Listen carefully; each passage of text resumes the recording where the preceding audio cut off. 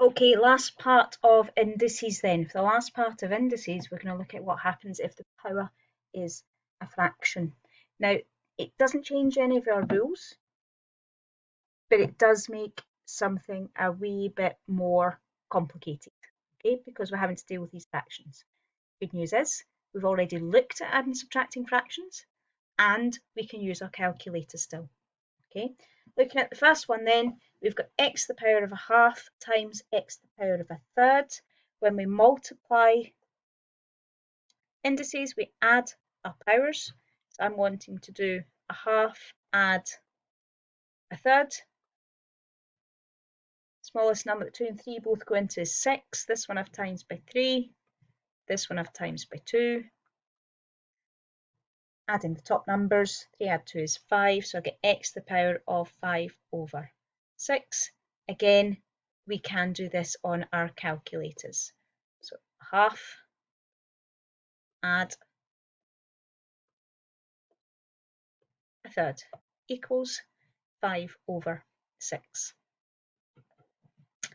Second one, we've got 10x to the power of half divided by 2x to the power of a quarter. Numbers are still just numbers, so 10 divided by 2 is 5. Sorry about my dog in the background wagging her tail off things. X stays the same, we're dividing, so we're taking away. So we're doing a half, take away a quarter. Smallest number that 2 and 4 both go into is 4.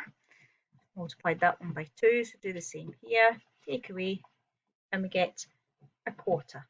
So we get 5x to the power of a quarter. And on our calculator, a half minus a quarter gives us a quarter. Okay, number 3, x to the power of 3 all to the power of a half. When we're doing a power to a power, we're multiplying, so we're doing 3 times a half. When you do 3 times a half, 3 is like 3 over 1. You multiply the top two numbers together, you multiply the bottom two numbers together. So 3 times a half is 3 over 2, or 1.5 if you prefer, but it's a lot neater to put into our power as a top-heavy fraction than it is a mixed number. We can, again, do this on our calculators. 3 times a half is 3.5. 3 over 2, not 3.5, 1.5, 3 over 2. Number 4, tricky one for number 4. Remember, we need to do both parts. So we need to do 8 to the power of 2/3 times x all to the power of 3 to the power of 2/3.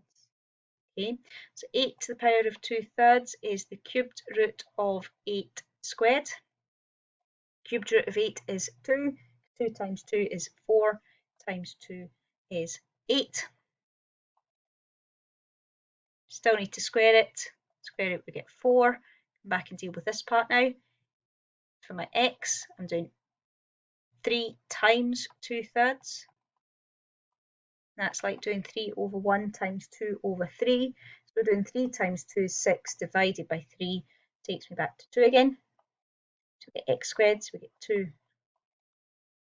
Final answer here would be 4x squared. Now, quite a complicated example, that last one, but we can use our calculators. So we can do 8 to the power of 2/3. That gets us straight to the 4. And we can do 3 times 2/3, which gets us straight to the 2. So we can, with using our calculator correctly, go straight to the final answer. Okay, some for you to try then. Here's ones with the negative rules, and I've added in 4 extra wee questions at the end. I would really like you to practice as well. Okay, as ever guys, any problems, please get in touch.